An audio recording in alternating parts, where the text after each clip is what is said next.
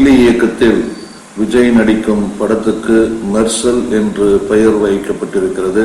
இதில் காஜல் அகர்வால், சமந்தா, நித்யா மேனன் என்று 3 கதாநாயகிகள். தெரி படத்துக்கு பிறகு விஜயும் அட்லியும் மீண்டும் இந்த படத்தில் இணைந்துள்ளனர். ஜல்லிக்கட்டு பின்னணியில் இந்த படத்தில் விஜயின் முதல் தோற்றம் வெளியாகி ரசிகர்கள் மத்தியில் பெரும் எதிர்பார்ப்பை ஏற்படுத்தி இருக்கிறது. தீபாவளிக்கு படத்தை திரைக்கு கொண்டு வர திட்டமிட்டுள்ளனர்.